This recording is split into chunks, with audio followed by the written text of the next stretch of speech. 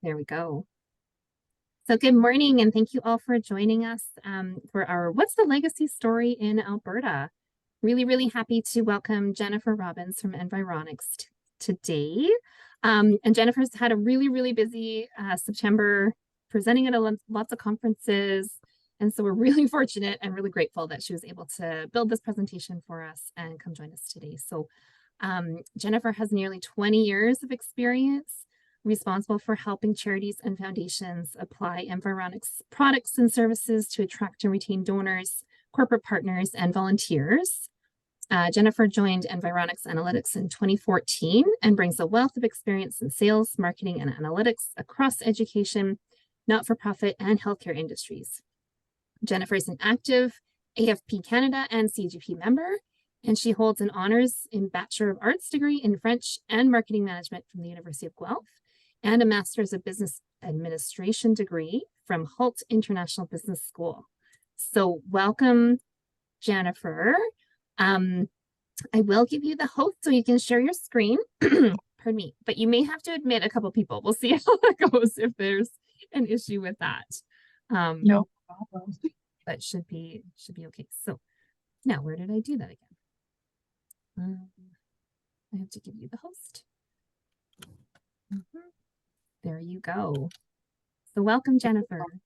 Thank you. I am, as you mentioned, I am so incredibly excited to be here today.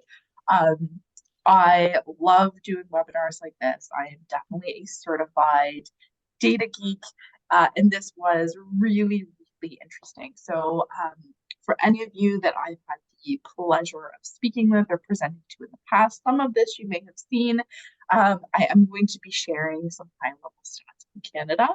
But then, of course, I'm going to cut it and take a look at what does this look like through the lens of Alberta. And it was very interesting. I'm going to definitely pepper through what this means from a legacy giving perspective, given as we're here with CAGP, but generally fundraising in general, some anecdotes as well.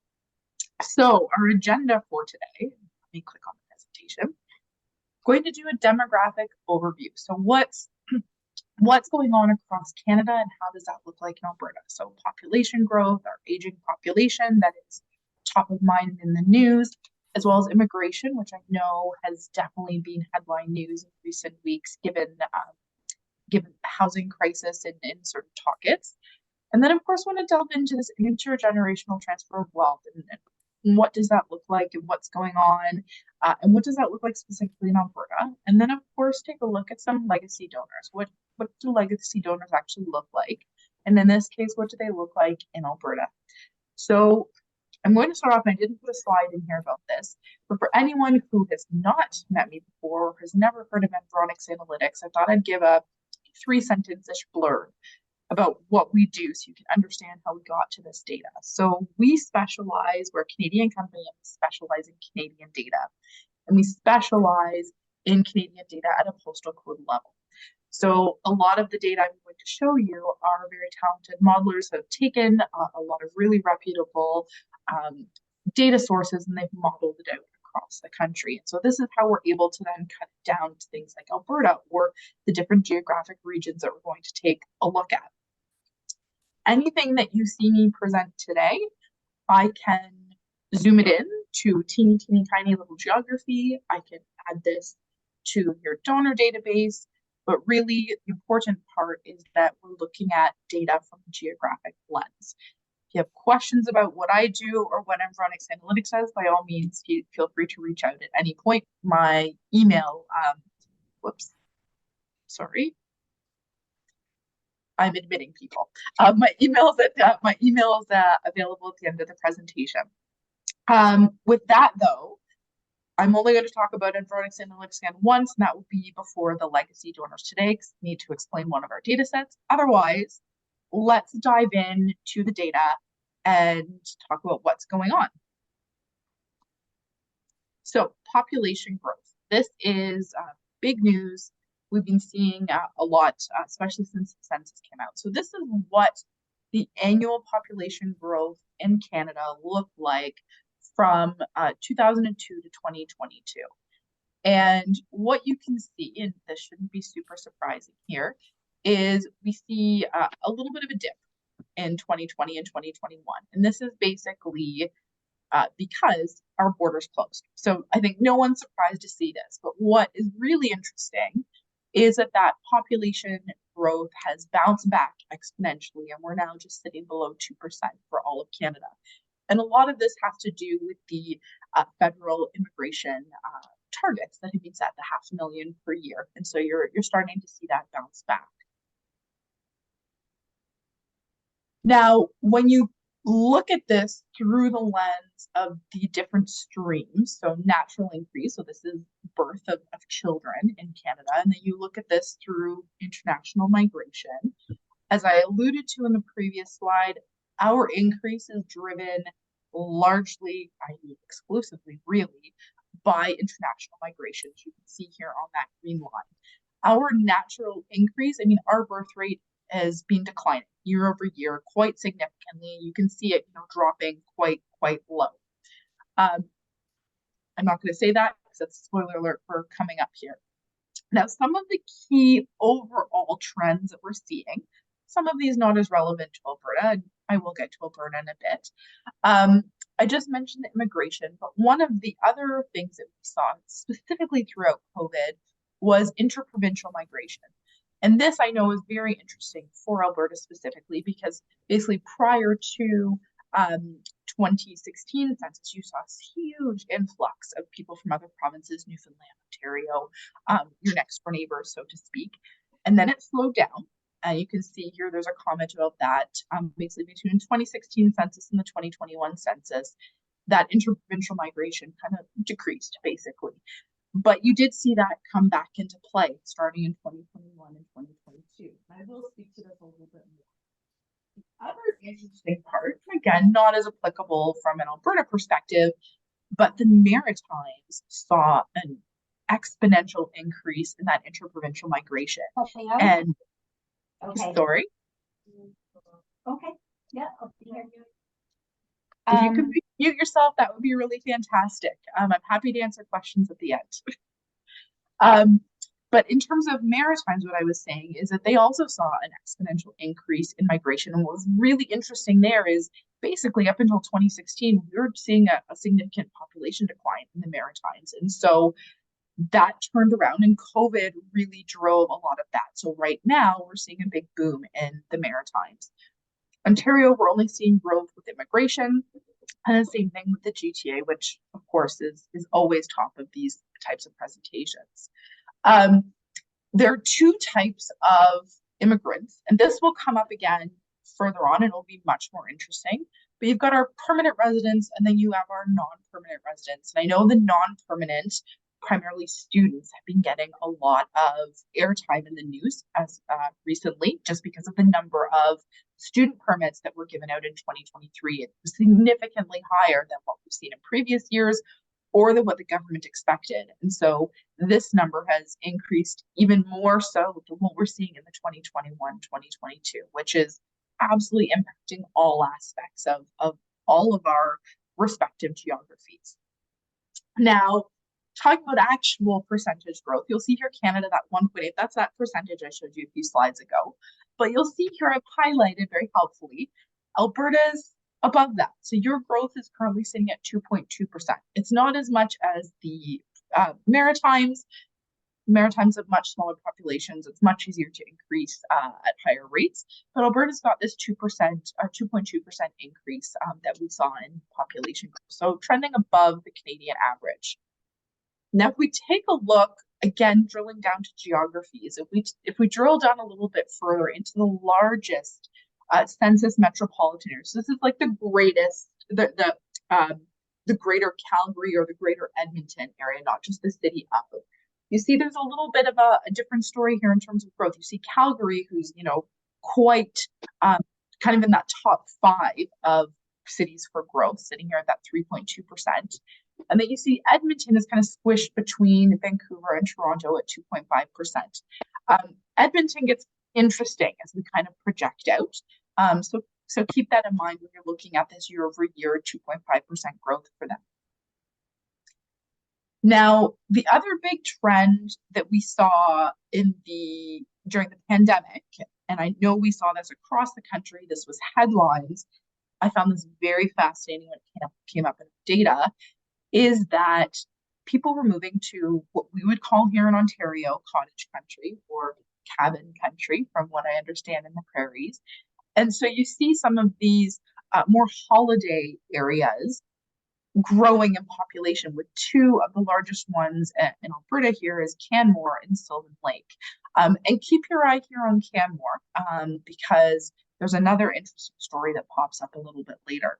But these would be some of the other areas that have been growing exponentially. And it's again, those people who decided to leave cities during the pandemic and move to these more quiet outdoor holiday centers. And you're seeing that same thing happening across the country, really.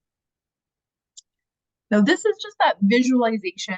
Again, everything we do is at a geography level, so we want to show what this looks like.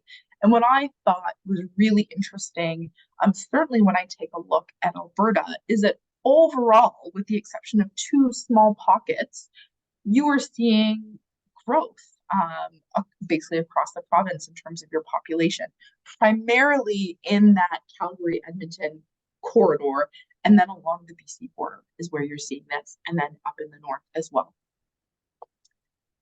So with this in mind, keeping in mind I teetered above, wanted to then pull this down to your respective geographies. Now, you'll notice there's slightly different colors here, and I do also want to call out we're looking at slightly different time frames from what we'll see when we're looking at the Canada data.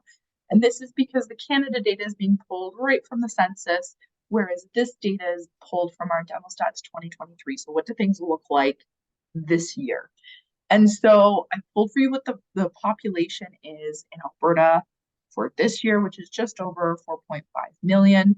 And that's projected to grow by about almost 2 million in the next 10 years. So quite a significant growth. That's, basically like a 20% growth year over year that you're seeing here. And you'll see both Calgary and Edmonton. Remember how I mentioned a couple of slides ago, pay attention to Edmonton. Edmonton is actually sitting at, this is a 23% growth in terms of population, which is pretty significant growth over a 10-year period. Really, really interesting, especially when you think about where that population is coming from. Now, I'm sure, talking to our CAGP North crowd, you're probably like, okay, what about other places other than the two big cities? So I also brought this down into several of the larger city centers. Now, the only one I'll call out here as being slightly different than the others is Fort McMurray Cold Lake. This is a federal electoral district, which is quite a large geography, and all of the others are a census subdivision, which is the city of, so to speak. And I've highlighted 3 of these respective cities. 2 of them you see blocked in green, which is Lethbridge and Canmore. And this is because they are expecting significant population growth in the next 10 years. Canmore is a 28% increase, which is huge. And then Lethbridge is sitting at that 23%, so also really strong. Now, Wetaskiwin, I've highlighted in red, and this is because the population here is actually projected to decline, only by 1%, but still a decline when you see all of the other cities are looking to grow. So I found that really interesting and food for thought, certainly for those of you across Alberta who are serving different communities. This gives you a really good idea of where you can expect that exponential growth. I'm going to pause here for a second because I haven't quite mentioned or haven't weaved in as much of that fundraising aspect. So why it's important to look at this population growth is to understand where it's happening.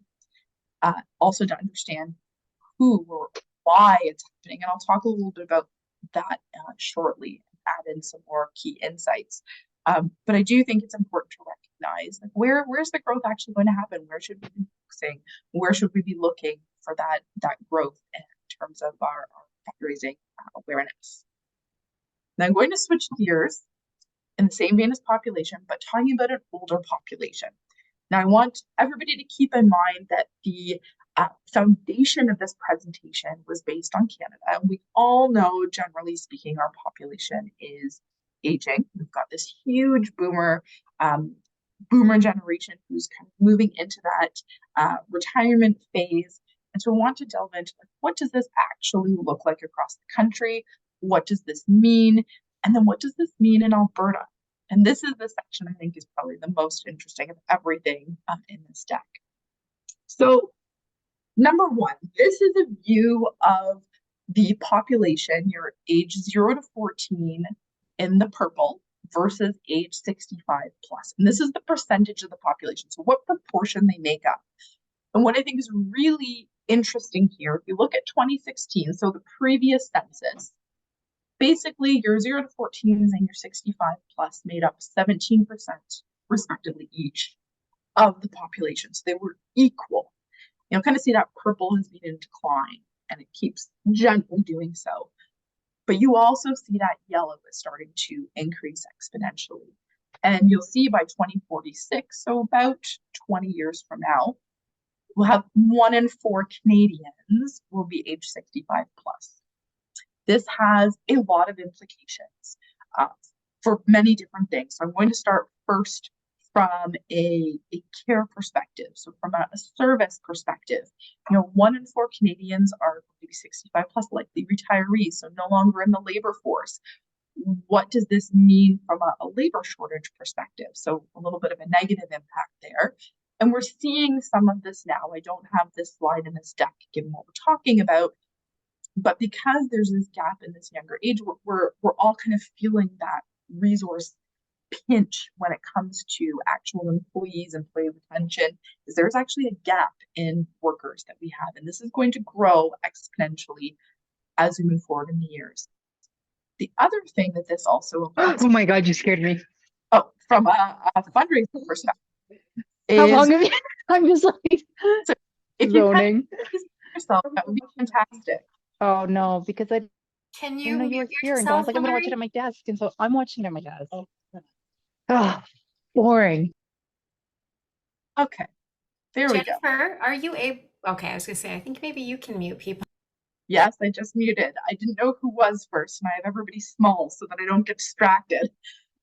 Okay, going back to the implications here, I was talking first about services, talking first about retirees and that gap in people to actually fill this. Second is, of course, services, the need for healthcare and long-term care and supporting that larger senior population. But if I, of course, put this from a fundraising lens, I think there's actually a big opportunity here. Number one, and this is generally speaking, because the next slide is telling you about Alberta and looks a little bit different there. But generally speaking, we know that donors skew older. And this is from work that we've done with Canada Helps and the Giving Report and analyzing their donors. We know that it skews older. We also know from a legacy perspective that generally people start thinking about requesting their will about age 55 and older. So you've got this lovely opportunity of this aging population who a good 77% own their homes. They see exponential growth in their real estate value. They've got opportunity for savings. There's a good pension. So there's dollars there from a fundraising perspective. So there's kind of this two sides of the coin. From a service mission side of things, we're going to need a lot of people to support this population. But then the flip side is you also have this huge population that's already engaged with the charitable sector and is giving already and are going to continue to do so. And then, of course, the legacy aspect moving forward. Now, I've also painted this positive, a little bit negative picture, but things look very, very different in Alberta. Very different in Alberta. So you kind of see a little bit of the same graph. And again, this is a slightly more condensed time frame. We're starting in 2018, we're ending in 2023, so 10 years from now. And a couple things really stand out to me here. So number one, the proportion of 0 to 14s is actually larger than what you see in Canada. So you've got more younger people, which is good from a resource perspective, because you'll have these 0 to 14-year-olds growing into those entry-level roles that are currently vacant. The other thing, and although you see that 65 plus growing, You don't see the switchover until about 2027 in Alberta, unlike it's already happened. So there's about a 10-year difference, what we're seeing in the data, Canada versus Alberta. But the other thing I want to point out here is in 2023, 18% of the population is projected to be 65 or over. But in the rest of Canada, that's at 23%. So there's a 5% difference between Alberta and the rest of Canada. So this to me is showing that not only anecdotally, headlines, oh, Alberta skews younger, you do skew younger. You do not have that large contingent of boomers that you're seeing in the rest of Canada. You do have boomers, obviously, but not to the same extent that you see elsewhere. Now, when we take a look at this projected population growth, this is just highlighting everything that I've just talked about. So you see like what's actually that growth in each of these age cohorts. And so you'll see we look at the 2023 to 2033, so the next 10 years, you see that 65 to 74, they're growing by 15.7%. And then you see the 75 to 84, they're growing by almost 50%. And you see the 85 and older growing even more so again. And you only see this little dip in the purple here. That's that 2000, the projections for basically 10 to 20 years from now. That's because those are your Gen Xers who are moving in. And your Gen Xers are generally speaking a smaller population. So of course you're going to then see population decline because you see the boomers exiting that age while the Gen Xers are moving in. But when we take a look at Alberta, what's interesting is you also see a big bump in these age cohorts. But what I want to point out very specifically, I'm looking at this 65% here, this 75 to 84, is even though these percentages look really large, what this is saying to me when I compare it to Canada is that your boomers also skew younger because you're not seeing as significant of a bump in this 85 plus, you're seeing the 75 to 84, which means you're looking at your younger to middle-aged or younger to middle boomers that currently live in Alberta. They're then moving into that 75 to 84. So that is what I thought was really interesting about these numbers here is that, yep, you're still seeing that boomer cohort move through. Of course, that percentage increase, that age increase in the different age cohorts is going to go up, but your boomers are younger. So you're seeing a slightly different percentage compared to the rest of Canada. So that's also really interesting for you to know. Now, for anyone who saw me present at CAGP in Vancouver this year, you will have known I spent a lot of time on this slide. And I basically said this slide is kind of be-all, end-all for legacy giving. And I'll explain why, and then I'll show you what Alberta looks like. So what we're looking at here, we've got our Gen Z, or millennials, Gen X, and boomers. And so for anyone who just wants to refresh who we're talking about, Gen Z, they're your 13 to 27-year-olds. Okay, so you're basically, when you're talking about Gen Z and their economic power here, you're really talking about your 18 to 27-year-olds. That's who we're picturing here, although this is their whole generation. Now your millennials, they are 28 to 42. So they're entering, the oldest millennials or geriatric millennials as we're known. They're entering, I know, Laura, I just saw your face, I know. Geriatric millennials, they're entering that 40 to 50 peak earning years is where they're at. Gen X is 43 to 58, and then your boomers, the youngest boomer is 59 this year, and the oldest just turned 77. So that's who we are looking at when we're talking about this. And so for Canada, you can see, we look at today, so 2023, you've got 9 million boomers and you've got just shy 8.9 million millennials. And so those are the two that are talked about the most in the news. And why I said at CAGP this slide is the most significant for Canada is that when you look out to 2023, that boomer population starts dramatically decreasing. And then in 20 years from now, it's down to 5 million. And so what I said at CAGP in Vancouver was that what this slide is saying and why this is the be-all, end-all from a legacy perspective is you are entering the golden years of legacy giving. Now is the time. If you don't currently have a program, now is the time to start one. The ship is leaving the dock here in terms of taking advantage, and I mean this in a positive way, having those conversations with boomers about leaving their legacy and really being able to capture that audience. Now, that's what I said for Canada. And then I took a look at Alberta, and your charts look a little different. So I'll walk you through these. Again, the previous one we're looking at Stats Can, and this we're looking at our demo stats data. So slightly different. I'm not able to project as far here. What we see in Alberta, so I'm going to start with our 2022. So where we are today is you have almost 1.4 million millennials, which is significantly larger than all of your other generations. Okay. They are your 28 to 42-year-olds. They are not your 65 plus.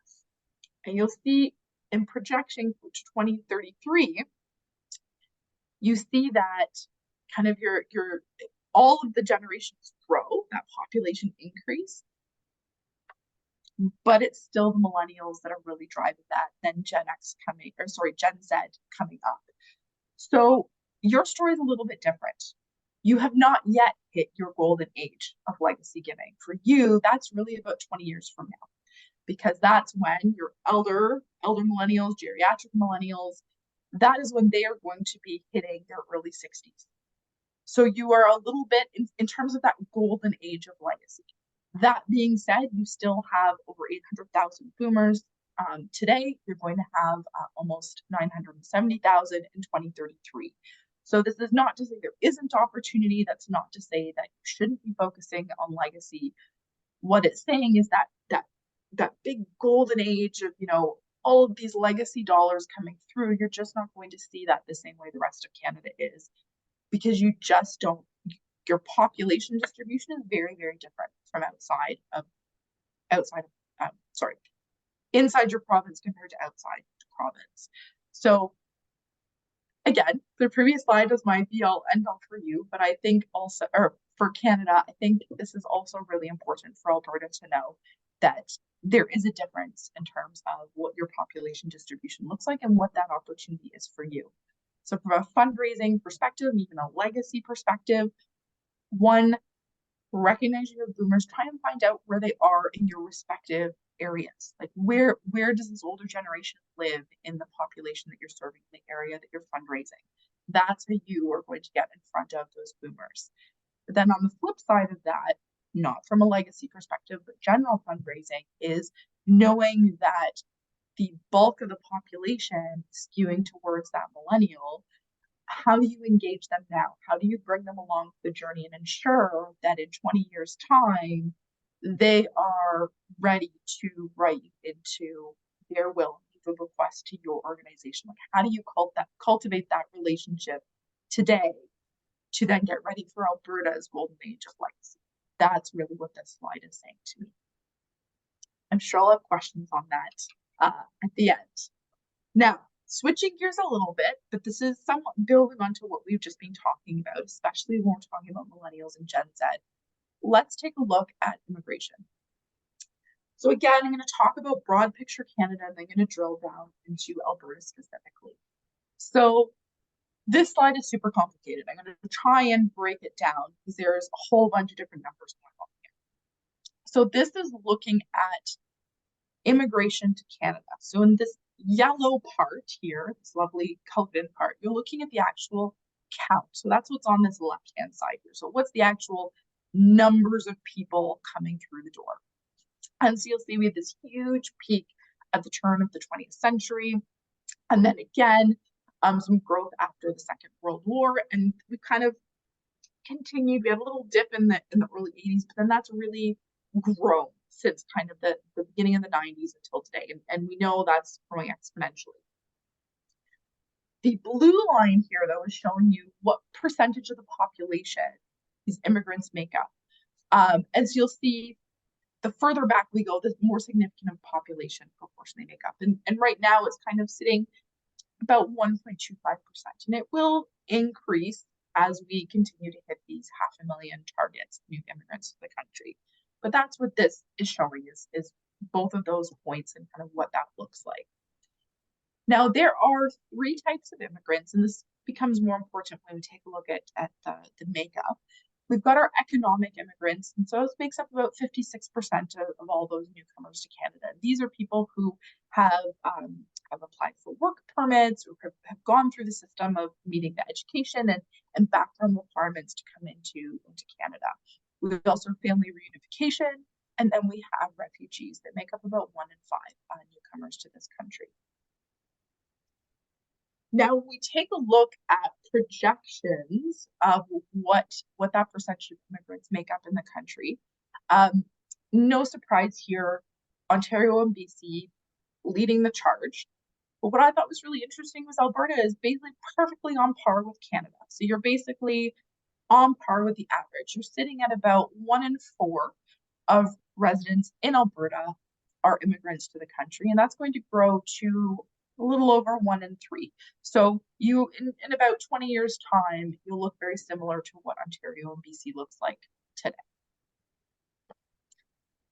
And this is a breakdown. So we have a data set called New to Canada, which is pulling in data from Immigration, Refugee, and Citizenship Canada. We update this on a quarterly basis to show of these newcomers, where are they coming from? What does that look like? And so on the left-hand side here, you see permanent residents. And you'll see, almost 500,000 that came through during this 1-year time period, and then temporary residents is just over 1 million. India is one of the largest countries. You see China still up here, and Philippines as well. And what's really interesting, and basically since the last census, is that Nigeria wasn't even on the radar in the 2016 census, whereas now it's one of the top 4 countries in terms of permanent residency. So that, I think, is really interesting. And then, of course, there's other. And then the temporary resident permit, similar distribution, a little bit of a different makeup. You don't see Nigeria in this category. Instead, you see Mexico. And some of this is those coming up to support agriculture. A lot is students. Many of you are probably familiar that students who come to the country can then roll over their visa into work permits or temporary work permits. And that's a stream way to get into to become a PR of Canada. And so I think this is really interesting. Now, what I found even more interesting is that the makeup of those who are coming to Alberta is slightly different from the overall makeup for Canada. So on the left-hand side, again, is permanent residents. In this case, India is also number 1, and actually a higher percentage, higher proportions come from India. You have almost double the number from the Philippines is what we saw for Canada. Canada was sitting at, I think, 4%, and Alberta sitting at 10%, so a much larger proportion. You also see Nigeria and then China and Pakistan as well as other. And then your temporary resident permits. This I thought was really interesting because your piece of the pie is so much bigger than what you see for Canada. And obviously there's a huge proportion of Ukrainian refugees who come to Canada on temporary permits. That's who we're seeing showing up here. Then you also have the Philippines and Mexico and India as well.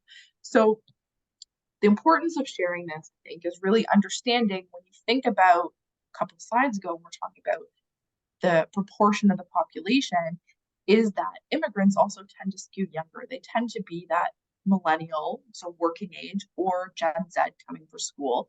And so when you're thinking about this from a fundraising lens, is who is coming, who basically is living in your respective regions now, who is coming from other countries. How do you build relationships with those newcomers to the country and get them engaged and interested in your cause?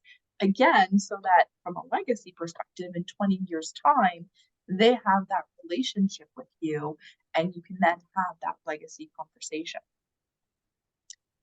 So I'm switching gears completely. I hope everyone's keeping a running tally of their questions.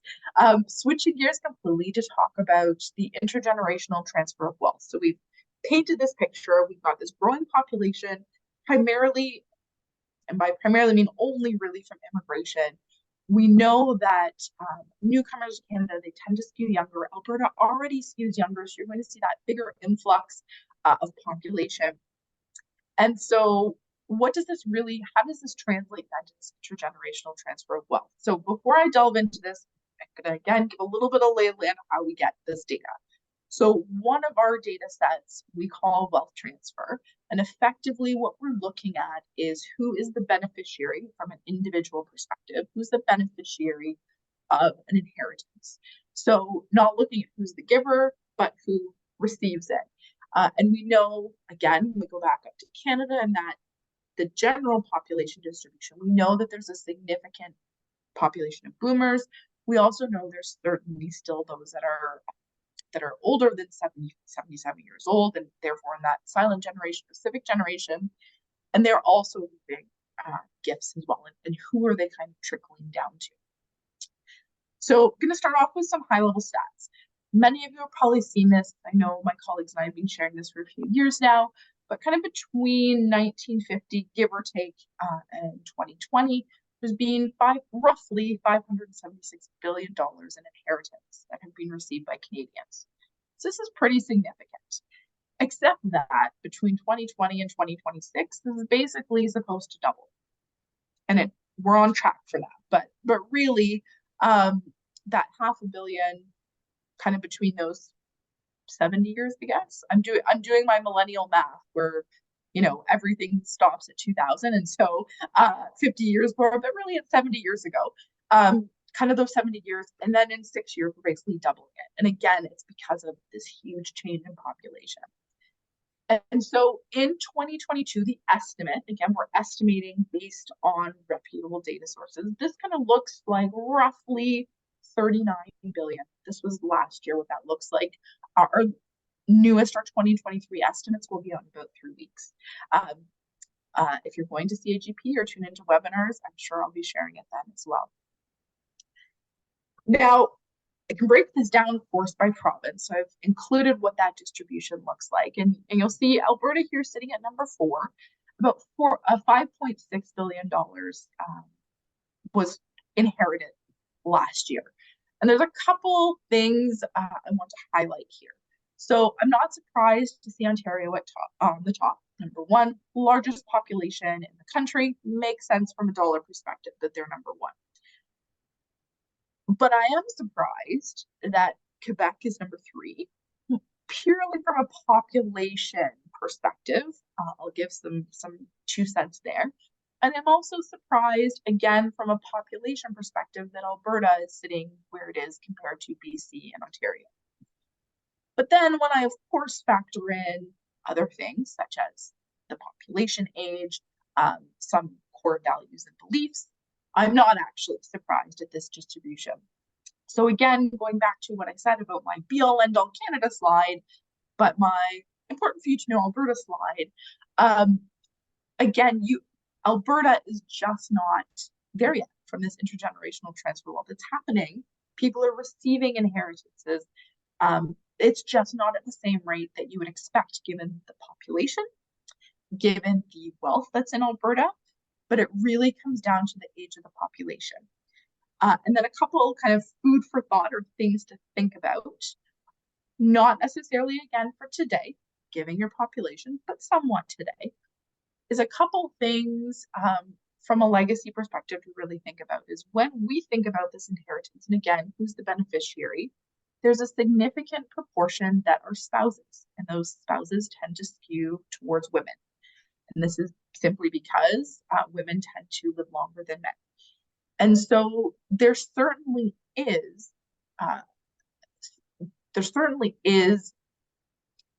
food for thought, I think is the word to say, is to really think about how are you building those relationships with your donors who identify as women. Like, how are you doing that? Are you having different conversations? Are you ensuring that the whole family is brought along for the conversation, or both spouses are part of the relationship? Because that is one of the big trends. Certainly, I know Ontario and BC are seeing a lot of that, and you will see that as well for your boomer contingent. But are you ensuring that you have that conversation? Because women are going to start having much more economic power, especially as that boomer generation ages as well. And this will start showing up in this distribution as well, distribution of wealth as well. Okay, I'm going to pause and get a sip of water because I'm doing a lot of talking. I'm looking forward to the Q&A. Okay, Now, I also want to break this down by the larger city centers, and this is not earth-shattering by any stretch. And I'm certainly happy to talk a little bit more about what this could look like outside of the larger city centers. But you see Toronto, Vancouver dominate. Toronto, really so much so, and a lot of this is purely population driven. But I also just wanted to show what this looks like for your cities, for Calgary and Edmonton. They are the largest drivers in terms of that wealth transfer. I know there's 5 billion, give or take, for Alberta, and you see almost half of that in Calgary, and then probably like 40% in Edmonton. So there is a concentration of wealth in urban centers or larger urban centers that also should be factored in. And a lot of this is real estate. Most Canadian wealth is tied up in real estate, so that's important to know as well. Okay. And then I want to give you another pretty map, and this is looking at Edmonton, the Edmonton Census Metropolitan Area, so the greater Edmonton area. And what I'm showing you here is the concentration of dissemination areas, so larger neighborhoods, where there's a higher average inheritance dollars, so to speak. So you'll probably want to take this slide away and look at it a little bit more carefully. But anything that's this dark purple, so kind of this periphery over here, I don't know if everyone can see my mouse, but this periphery area that you see here, these are the neighborhoods where those residences are inheriting a larger dollar value. So just food for thought, these are neighborhoods where people, when they inherit money, they're getting large chunks of change. So good to know, and hopefully you can take a look at this afterwards. I'm happy to make the presentation available to all.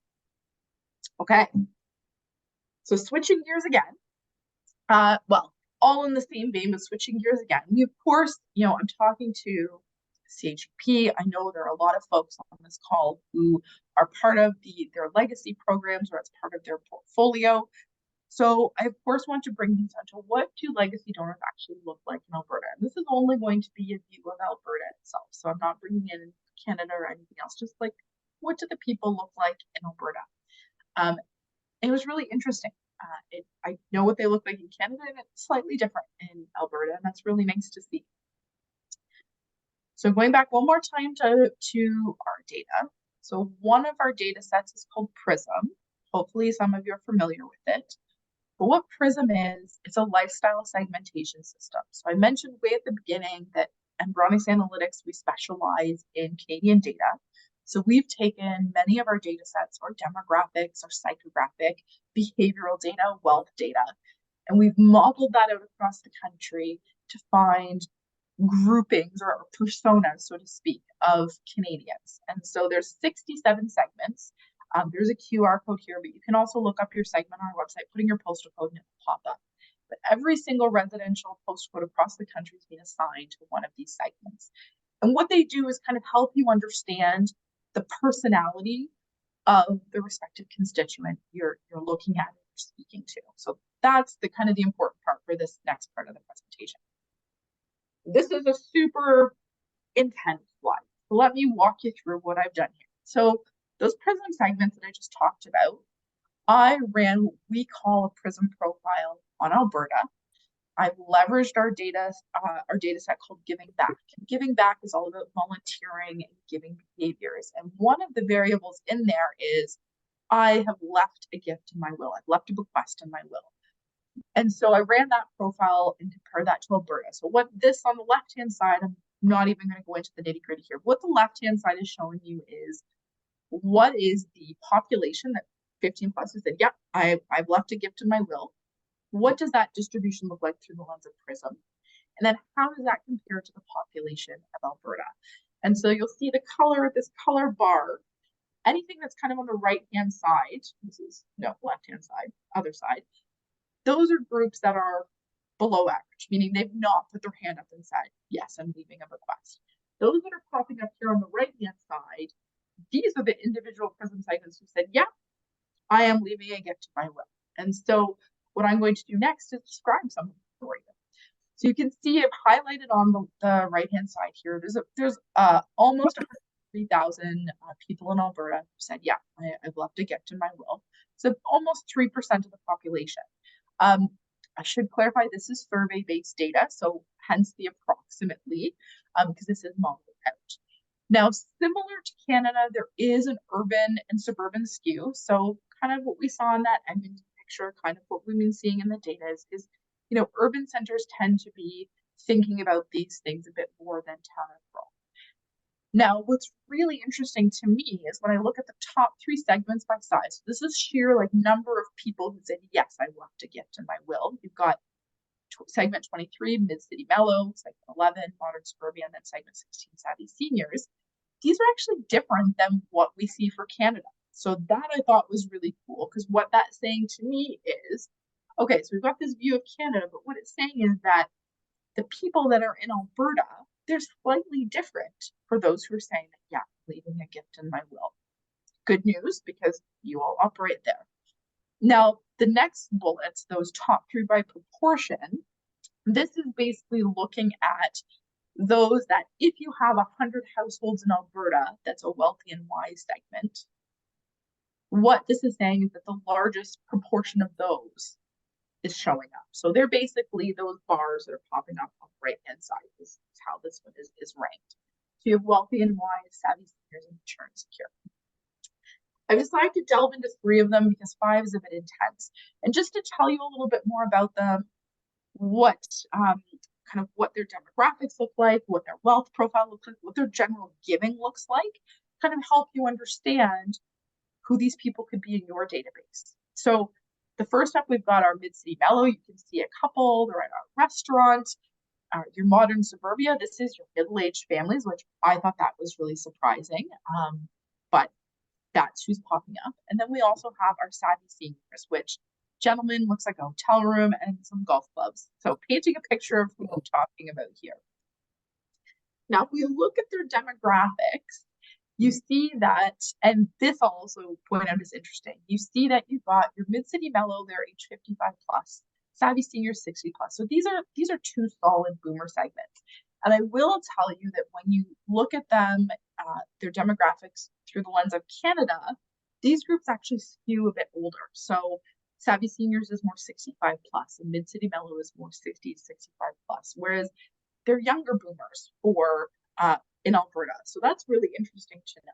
And then your Modern Suburbia, these are your smack dab, these are your middle-aged, suburban, affluent families. That's who we're talking about here. And I've included their household income. The average household income in Alberta is sitting at 138, I believe, give or take a little bit on either side. And so you've got your 2 seniors who are kind of entering retirement stage, sitting right on par. That's why there's no color coding here. And your Modern Suburbia is above average. They're more than 10% above the average in terms of their average household income. Not surprising, we've got 2 couples, and then we've got a family group, and then of course their abandoned. Now, where things start to really differ is their giving behaviors. This is their general giving behaviors. So you see some of this data, or most of this data, is from our giving back data set, with the exception of average annual donation. That is from our household spend. And this particular data point is from the CRA tax filing data. So just to clarify. So the vast majority of people have given to charity in the past year. And now for this particular survey, this can mean actually I've gone to someone's website and made a gift. I've responded by mail and check. I've given at a shopping center. So, if you want to round up my dollar to the next dollar, like all of that's encompassed here. So this is quite a significant proportion. Now, the next line, average donation dollars, you've got 3 very different behaviors going on here. You've got your savvy seniors who are giving at above average rates for Alberta. You've got Mid-City Mellow, who's kind of on par. Basically, the average in Alberta is roughly 1,100.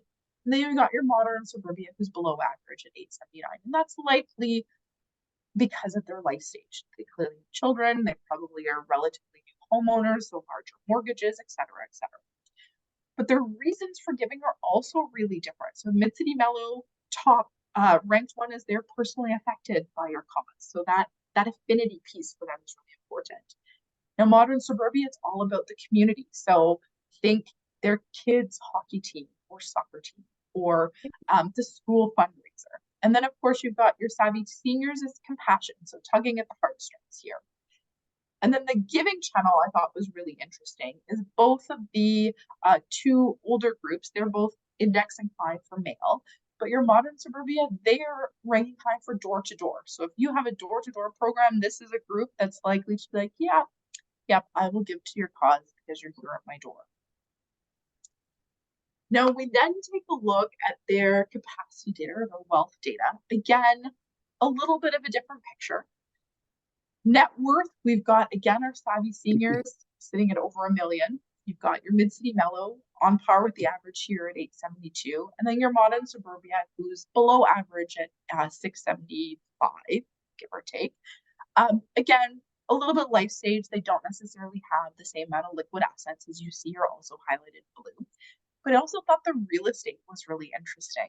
So you've got the segment Mid-City Mellow and then Savvy Seniors are both kind of on par with the Alberta average in terms of that real estate value, where modern suburbia is slightly above average. They're likely in larger, newer houses that you're seeing here.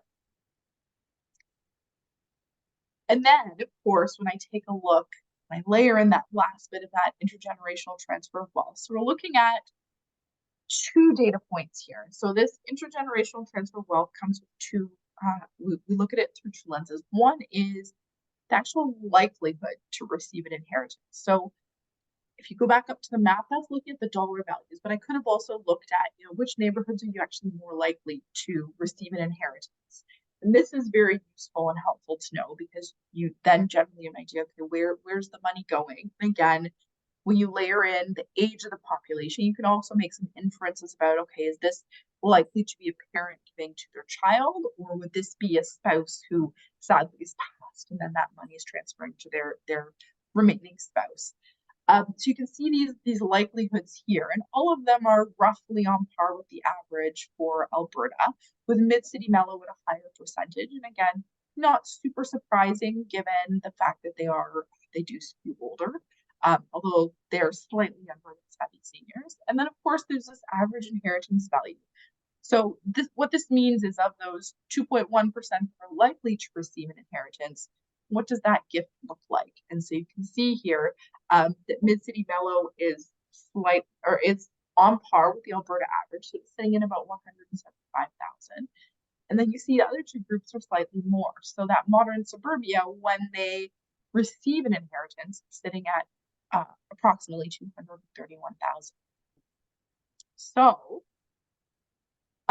rounding these up another map, I want to include some visuals because I know giving you a lot of data points.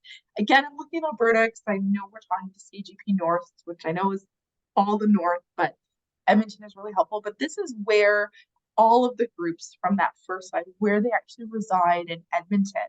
And so what's really interesting, if you think back to that inheritance map I showed you, that periphery, right, this part here, where you're seeing those higher dollars coming in, this is also where modern suburbia lives as well. So really interesting is that they have a higher likelihood of receiving an inheritance, but they're also, that average gift is higher, which is probably driving a lot of the insights from that previous map.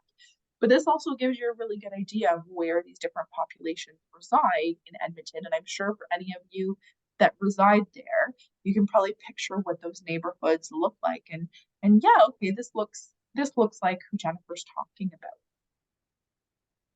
All right. So rounding out to the end, and then we'll have some time for questions. But what are the key takeaways? So number one, we've got about 10 years before that boomer population starts to decline dramatically. Again, emphasizes a lot for Canada. We also know, based on my comments, that this is not really as significant for Alberta. Yes, it's true that boomer population will decline, but because you don't have as many boomers, proportionately speaking, that again, that golden age of legacy is not going to be coming into play until those millennials get to that age. Next bullet, we know that immigration is playing a significant role in growth in Canada, in all of our provinces. And this is really going to be so important from a a general fundraising perspective is how do you ensure that you're cultivating those relationships and meeting and greeting those newcomers to Canada so that they have that affinity to your cause now, in anticipation, certainly for Alberta, in anticipation of that legacy time period for you in about 20 years' time. And that's basically my last bullet as well, is that legacy here in Alberta will lag behind other provinces by 15 to 20 years, just given the population distribution. Again, you do have boomers. There's absolutely opportunity there. This is not at all to say don't work on your legacy programs, but you're not going to quite see that golden age the same way that others in the country are going to see. So as I stated at the beginning, I'm happy to take any questions now. I welcome questions, love the discussion. But if you do have any questions that you'd like to ask offline or want more details about some of what I've talked about a little bit more in depth, by all means, please don't hesitate to reach out. My inbox is always open, and I really look forward to hearing from you. So with that, I'm going to stop sharing my screen. I'm going to click over so I can see people again and see if there's any questions. That was amazing, Jennifer. Thank you so much. We hear and we talk about how Alberta is different and we know we're younger, but to see it spelled out in those charts and to know, we're about 15 to 20 years out of the rest of the country on the legacy side is very, very surprising. I'm curious if you have, I don't know if you mentioned this, but you did say that the number of donors or the number of Albertans that have included a gift in their will is at about 3% of the population. Do you happen to know what the Canadian-wide number is on that? So Alberta is actually slightly higher. So Canada is 2.6 and then Alberta is 2.9. So it is like, I don't know if it's significant, but it is different. So yeah. Yeah, really interesting. Oh, I always start with my own questions, but opening to the group if anyone else has any questions they'd like to ask Jennifer.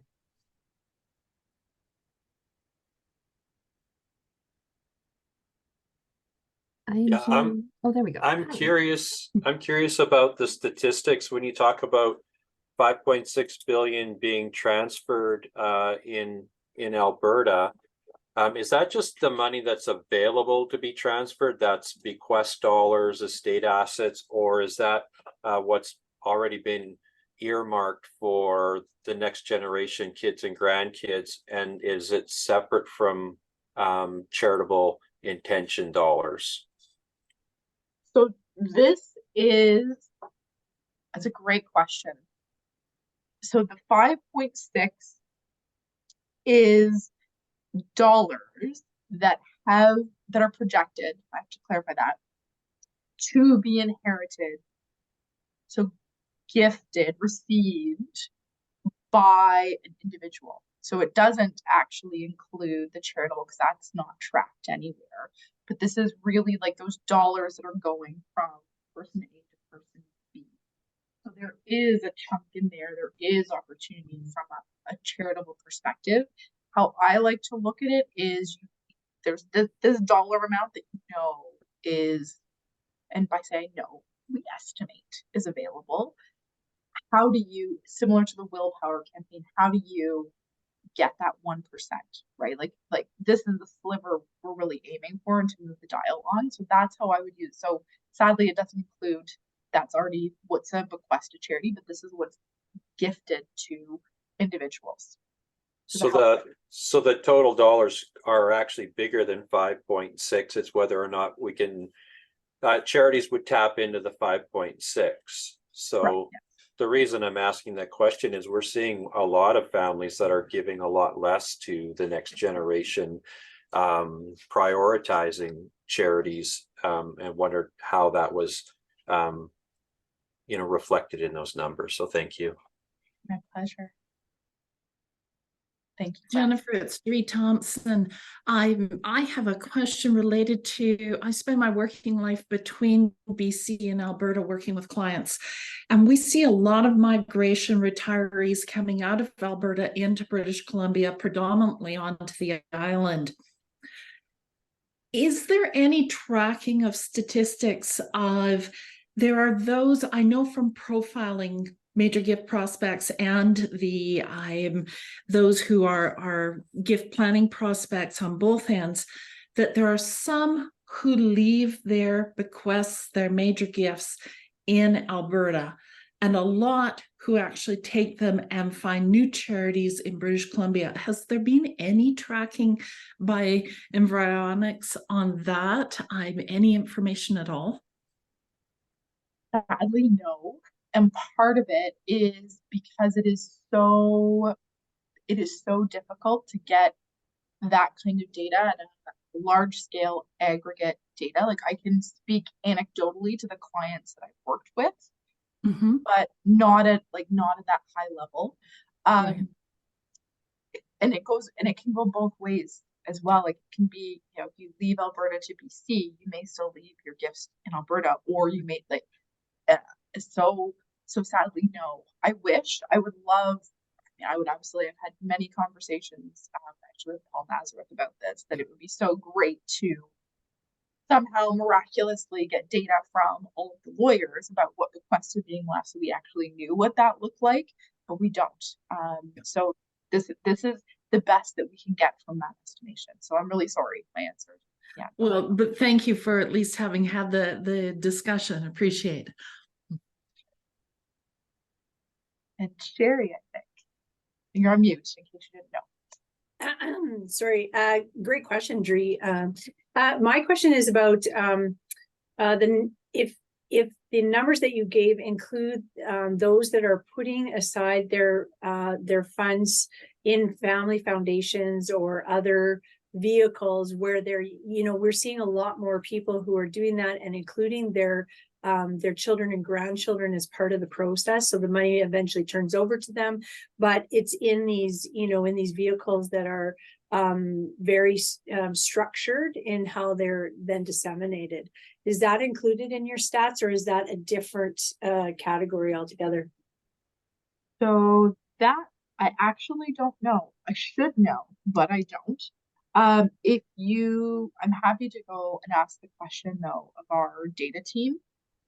And part of this is because I am thinking through like how the data we use, how it's captured. And so it's all from, I shouldn't say all, but it would be from places like Bank of Canada and Equifax and CRA tax filer data. So I am not sure how family foundations are captured when that money's moved over. Like, is it captured under? So I will have to come back to you if that's okay, but I'm very happy to ask my data team if that is actually part of this overall number, because I should know this and it would be great to know, so I can also speak to that. So I'm just making a note myself. Thanks, Jennifer. That's great. I'm just writing your name as well, but I will also share with Christy to disseminate out. Yeah, you have another question.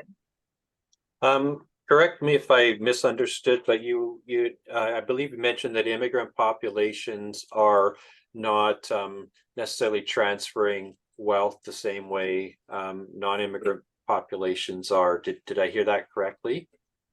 So, sort of.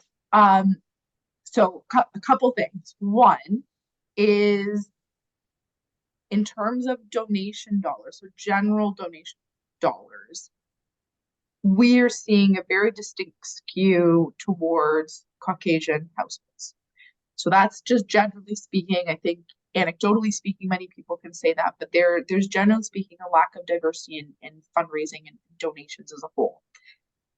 And then in terms of legacy giving, we are not yet seeing that. And that's not saying no one, but generally speaking. And part of that is that the more diverse populations are not of that age. Like they're younger. So we're not yet seeing it.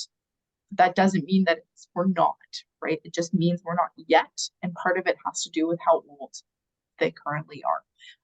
Because if I review, like when I think of my parents who are boomers, and if I look at what the immigration stats look like, most immigrants to the country at that time were from Europe, Western Europe, and so predominantly Caucasian. So that demographic, that more diverse, multicultural, hasn't moved through those ages yet. So they're more your Gen Xers, really primarily millennials, and then younger as well. Are we seeing that this is part of a trend where a lot of money is moved outside the country?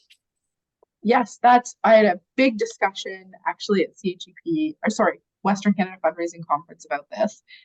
And there's no data to actually support this. So like no definitive, here's the dollar value it's exiting country. There are surveys that say, yes, I'm sending money home to my family there.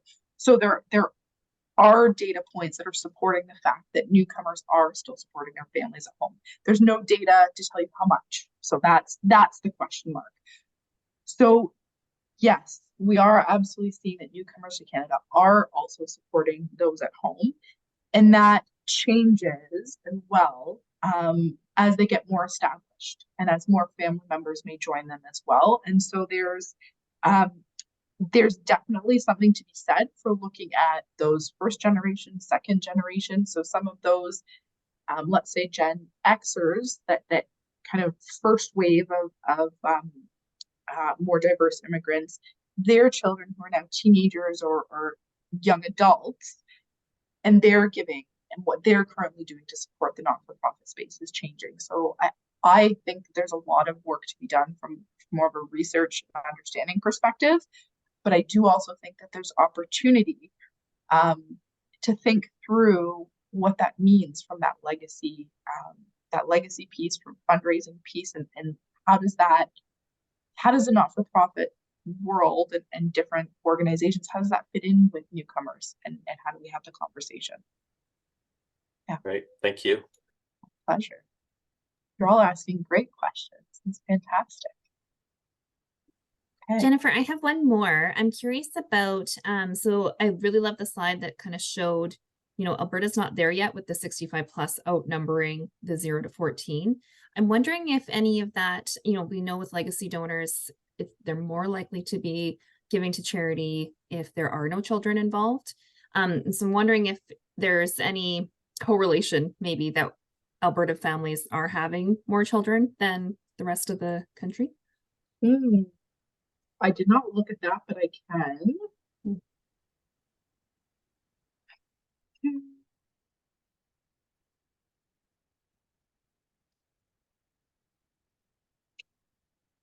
I will come back to you on that. I have that data point. I can answer it. I just don't have the answer. So yeah, absolutely can do that. And I think that actually would be really, what I can say for Canada, I know that there has been a significant increase in those that live on their own versus in couples versus as families, like significant, and both in the older generations, again, not surprising, spouse passes away or divorce, but also younger, also women. So there's a lot more single women living on their own. But it would be very interesting. I'd be happy to look at what that looks like for Alberta and share, because I think it would be very different and interesting given everything else we've talked about today. So yes, I'll come back and happy to share that with everybody. I'll come up with a slide that we can disseminate as an add-on to this. Wonderful. Thank you. Oh, my pleasure. Okay. I don't see any more hands up, but as I've already mentioned, if you do have any questions, please. Oh, thank you, Drea. I saw you clapping, but thank you. If you do have any questions, please feel free to email, send me a note on LinkedIn.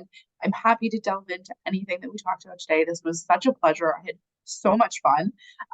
It was really, really interesting to look into Alberta, and I promise I'll come back to everybody about those two outstanding questions. But otherwise, have a fantastic rest of your Tuesday, and I look forward to connecting with you all later.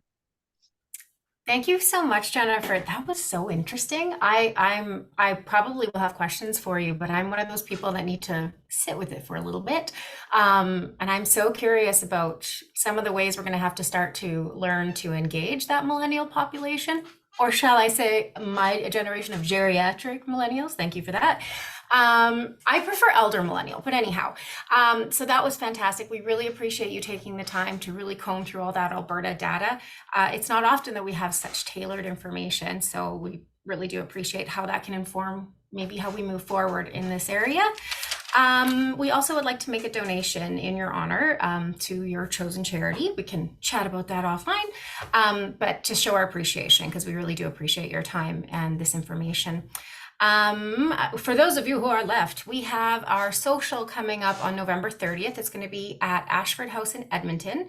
One of the things we heard a lot from our survey that we surveyed the membership in June was that people really value information like this, high quality information, as well as the opportunity to socialize and network, because we get a lot of information just from chatting back and forth. So we hope you can join us. I know some of you are not in the Edmonton area, but maybe we can capture a few things and share that through our newsletter.